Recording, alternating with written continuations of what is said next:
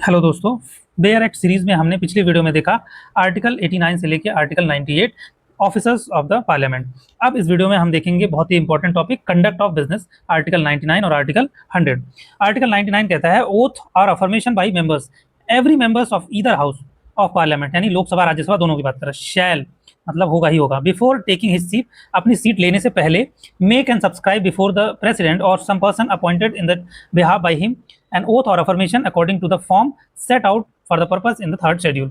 देखिए, जब हमारे यहाँ जनरल इलेक्शंस होते हैं तो जनरल इलेक्शन में जो भी पर्सन जीतता है उसको इलेक्शन कमीशन ऑफ इंडिया की तरफ से एक सर्टिफिकेट इशू किया जाता है इसके जीत का। ये सर्टिफिकेट लेके ये पहुंचते हैं पार्लियामेंट। पार्लियामेंट के अंदर जब इनकी जो सीट है उस सीट पे बैठने से पहले इनको एक लेनी पड़ती है ओथ।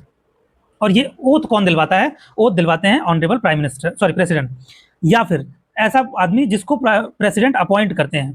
तो आप जनरली देखेंगे जब इलेक्शन हो जाता है, आप वीडियो उठा के देखिएगा 2024 का जब इलेक्शन हुआ उसके बाद जुलाई में जब पहली सीटिंग हुई उस दिन सारे जितने भी एमपीज थे सारे एमपीज को ओथ दिलाई जा रही है मेंबर ऑफ पार्लियामेंट को।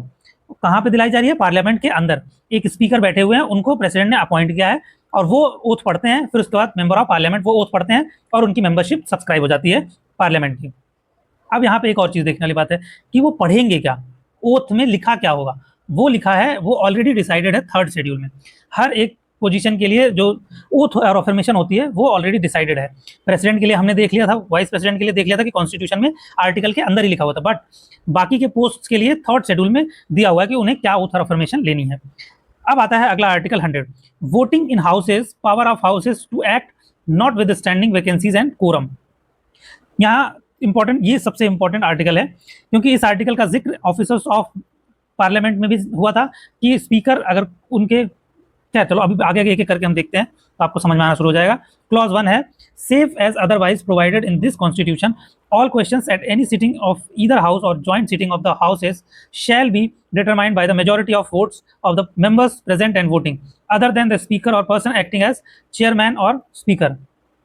मतलब ये है कि पार्लियामेंट के अंदर जो कोई भी क्वेश्चन होगा उसे कैसे डिसाइड किया जाएगा? मेजोरिटी के द्वारा। मेजोरिटी कौन सी? Members present and voting, members जो प्रेजेंट हैं और वो जो वोट कर रहे हैं। मान लेते हैं 100 इंसान, 100 मेंबर्स प्रेजेंट है, वोट 90 लोगों ने ही डाला, तो अब इस 90 के मेजोरिटी यानी 45 होता है हाफ, तो 46 लोग आ जाएंगे अगर, तो ये क्वेश्चन जो भी होगा उसके फेवर में चला जाएगा और ये पास हो जाएगा बिल। ठीक, सेम चीज अब इसमें क्या लिखा है कि स्पीकर या फिर चेयरमैन, वो जो प्रिसाइडिंग ऑफिसर है वो वोट नहीं डालेंगे।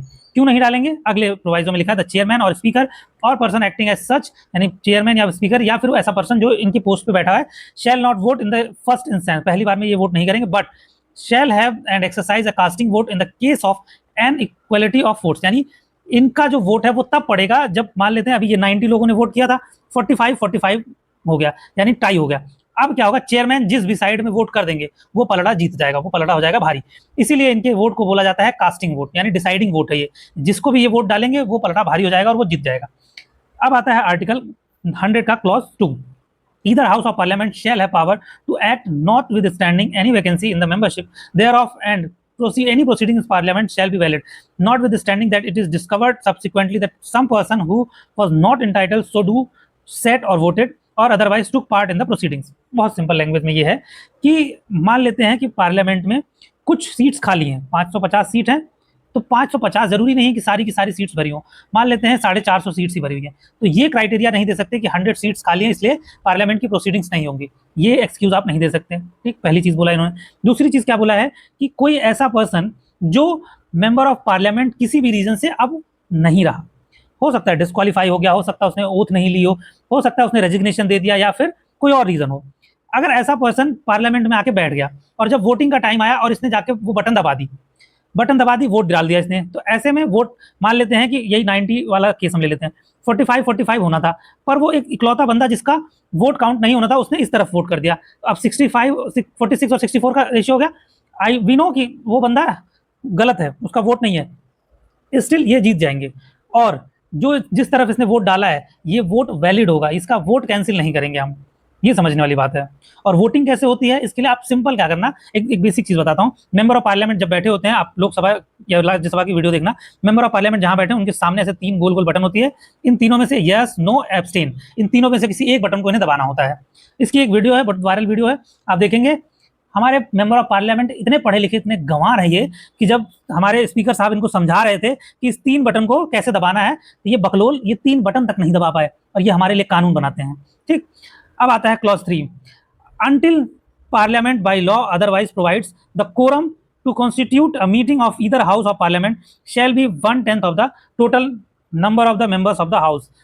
कोरम का मतलब होता है कि आप वर्ड सुनते हो मेंटेन द डेकोरम, डेकोरम मतलब बेसिक रिक्वायरमेंट है, समझ लो ये नेसेसरी है, ये आपसे एक्सपेक्ट किया जा रहा है कितना होगा। तो क्या अगर कोई मीटिंग है उसे होना है, आगे कंटिन्यू होना है, तो उसके लिए सबसे जरूरी है कि 1/3 यानी 550 मेंबर्स है ना टोटल, तो इसका 1/10 क्या होगा 55, यानी मिनिमम 55 लोग अगर पार्लियामेंट की किसी एक सभा में हो, इधर हाउस बोला ना, यानी लोकसभा में अगर मिनिमम 55 लोग होंगे तो ही लोकसभा शुरू होगी, या फिर उसमें 250 है तो 25 लोग चाहिए राज्यसभा के लिए, इतने लोग होंगे तभी पार्लियामेंट की प्रोसीडिंग स्टार्ट होगी, अदरवाइज इसे पोस्टपोन कर दिया जाएगा। आगे लिखा हुआ है क्लॉज 4 में, if at any time during the meeting of house there is no quorum, it shall be duty of the chairman और स्पीकर और person acting as such either to adjourn the house और to suspend the meeting until there is a quorum।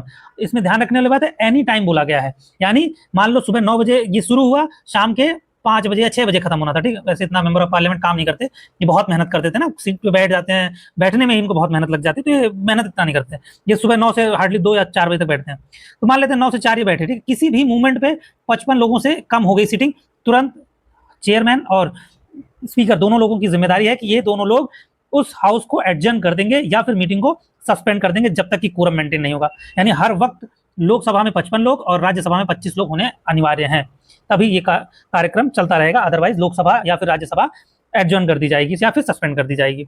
I hope आपको ये topic समझ में आ गया है। आगे आप बेयर एक्ट सीरीज को फॉलो करके हमारे बेयर एक्ट से रिलेटेड अन्य वीडियोस को भी देख सकते हैं। मिलते हैं अगली वीडियो में, जब तक के लिए जय हिंद जय भारत।